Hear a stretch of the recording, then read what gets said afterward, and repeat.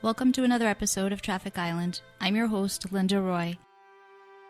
You see their names on the memorial signs along the highway, at overpasses, bridges, and traffic islands, the brave veterans who sacrificed their lives for our country. Follow me as we profile the veterans behind the names you see on the signs. Let's not forget them. Raymond Conrad Wright Demers was 21 years old when he joined the Navy in 1941. A veteran of 13 years, he was a native of New Bedford and a member of the class of 1936 New Bedford High School. He was married to the former Donna Pendergrass of Norfolk, Virginia. He served aboard a minesweep in World War II. Radioman First Class Demers was a crew member and chief radio electrician aboard the aircraft carrier USS Bennington. The Bennington was one of 24 Essex-class aircraft carriers built during World War II for the United States Navy. The ship was the second U.S. Navy ship to bear the name and was named for the Revolutionary War Battle of Bennington, Vermont. The Bennington was commissioned in August 1944. The ship was only 10 years old when tragedy would strike. The year was 1954. At the 6th Annual Emmy Awards, the big winners were the TV show I Love Lucy and actors Donald O'Connor and Eve Arden. New York Yankee Joe DiMaggio married actress Marilyn Monroe at the San Francisco City Hall, and TV talk show host and actress Oprah Winfrey was born. On May 26, 1954, at 6:11 in the morning, while cruising off Narragansett Bay, the fluid in one of Bennington's catapults leaked out and was detonated by flames of a jet, causing the forward part of the flight deck to explode.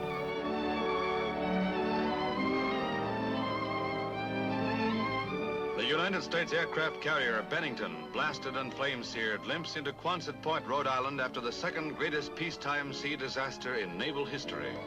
The dock is a temporary receiving station for the 91 dead and 201 injured. A sudden, unexplained explosion turned Big Ben, as she is known in the Navy, into an inferno 70 miles offshore, trapping hundreds of men below decks. This is the melancholy procession of the dead. Many of them burned beyond recognition. Many of the victims were at breakfast in the officer's wardroom when the blast and sheet of flame caught them unawares. The tragedy wrote a saga of heroism for men who plunged again and again into the sea of flames to rescue injured shipmates. Their tale is one of tragedy and courage, with their ordeal etched on smoke-blackened faces. 91 are known dead, but of the 201 injured, 92 are so critically burned that the death toll is expected to run higher. As the flames raced through the cavernous decks, many dropped in their tracks, enveloped in a shroud of fire.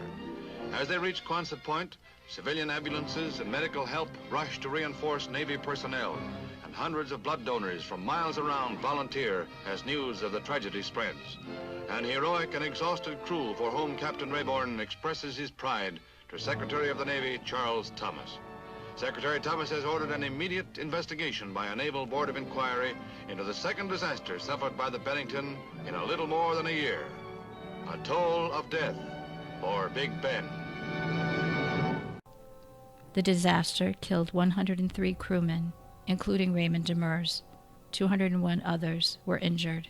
The memorial sign for Raymond Demers was filed by legislator Senator Arthur J. Mullen and Representative Leo J. Normandin. The sign dedication reads as follows: An act designating a certain traffic island at the junction of Acushnet Avenue and Route 140 in the city of New Bedford as the Raymond Demers Traffic Island. Be it enacted as follows. Section 1. The southerly traffic island at the intersection of Acushnet Ave and Route 140 in the city of New Bedford shall be known and designated as the Raymond Demers Traffic Island in memory and in honor of Raymond Demers, a warrant officer in the United States Navy who was killed while serving upon the aircraft carrier USS Bennington. And a suitable marker bearing said designation shall be erected and maintained at said island by the Department of Public Works. This act shall take effect upon its passage. Approved October 14th, 1958. Dedication ceremonies got underway shortly after 1 p.m. when a 4-unit parade, led by George F. Allman, Post 1 Past Commander, marched to the site. Mrs. Dora Chase, Raymond's mother, laid a wreath at the sign. Following the salute presented by the firing squad, taps was played by Joseph Cloutier of the American Legion. A monument to the sailors who also died on the Bennington was erected near the southwest corner of Fort Adams State Park in Newport, Rhode Island. The monument reads, "In memory of our shipmates and members of Air Task Group 181, lost in the accidental explosion on the USS Bennington while operating off the coast of Rhode Island on May 26, 1954. The memorial was dedicated on May 26, 2004.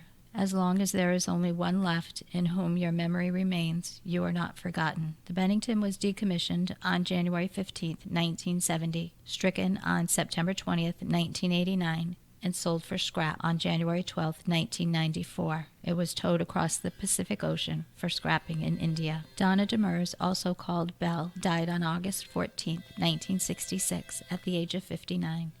She is buried with Raymond at Arlington National Cemetery. Raymond Conrad White Demers, born November 8, 1919, died May 26, 1954. He was 34 years old. Radioman First Class Demers, thank you for your service.